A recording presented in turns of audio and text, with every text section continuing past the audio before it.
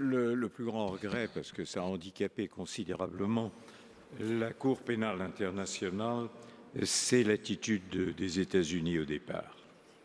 Ça n'a pas simplement été l'abstention, ça a été une volonté persistante de faire en sorte que la Cour ne voit pas le jour, et si en tout cas elle devait voir le jour, qu'on sache bien que le gouvernement des États-Unis serait violemment opposé à l'exercice de ses pouvoirs.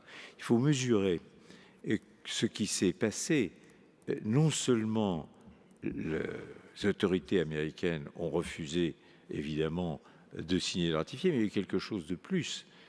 À la demande du président des États-Unis, alors M. Bush, George W., le Sénat et la Chambre des représentants, le Congrès des États-Unis, ont voté une loi américaine qui prévoit que si un citoyen américain fait l'objet d'un ordre d'incarcération et est incarcéré à la suite d'un mandat lancé par la Cour pénale internationale, il est du devoir du président des États-Unis de tout faire, y compris une action militaire, pour libérer ce citoyen américain.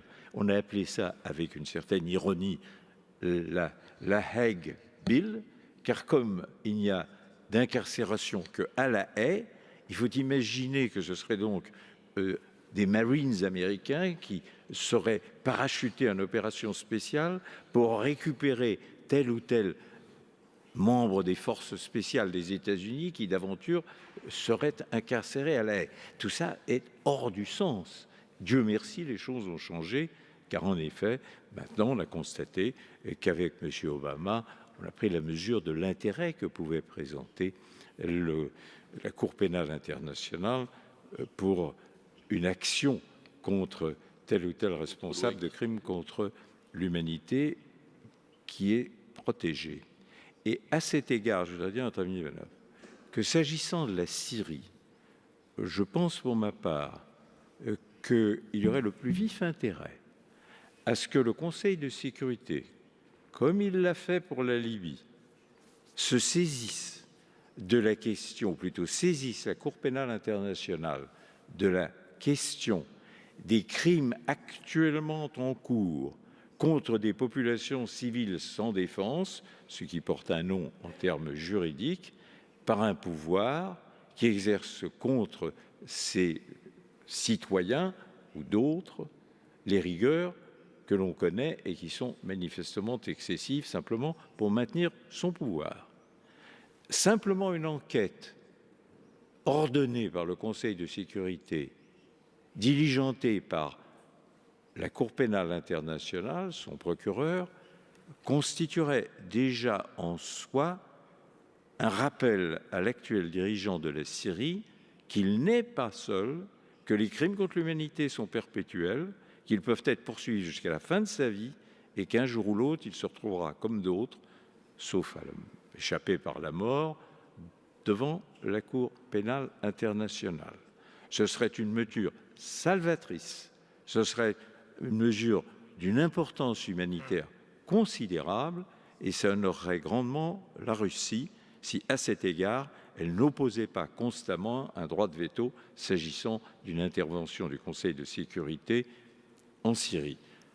Ça ne blesserait en rien le rapport opposition, je ne sais pas d'ailleurs lequel, les rapports opposition et pouvoir en place que vous avez évoqués. Donc je me permets de suggérer cela, que la Russie soit d'accord pour que la Cour pénale internationale diligente une enquête sur les crimes actuellement commis à l'intérieur de la Syrie. C'est un exemple. Alors pour le reste, et je serai très bref, il y a des États qui bénéficient d'une immunité absolue pour les crimes qu'ils peuvent être amenés à commettre.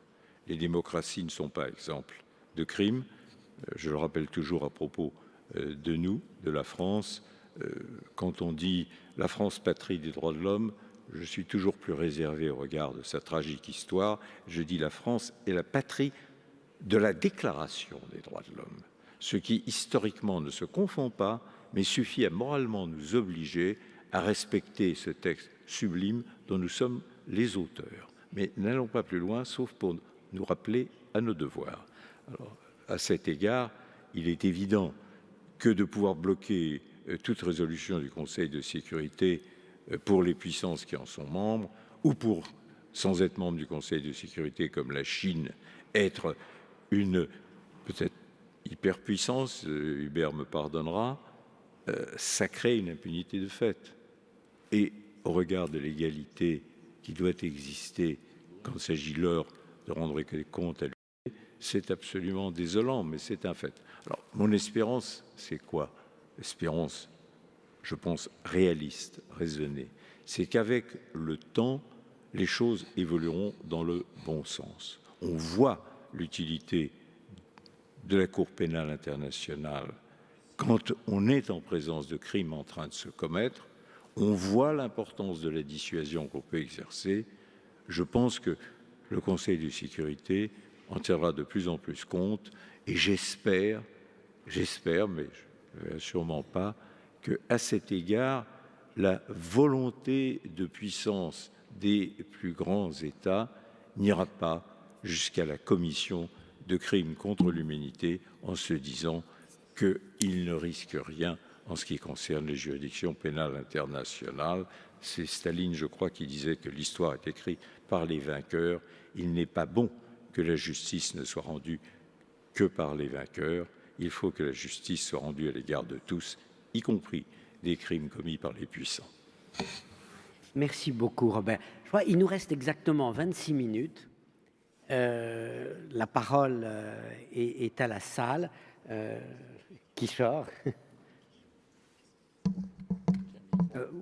Wait for the mic.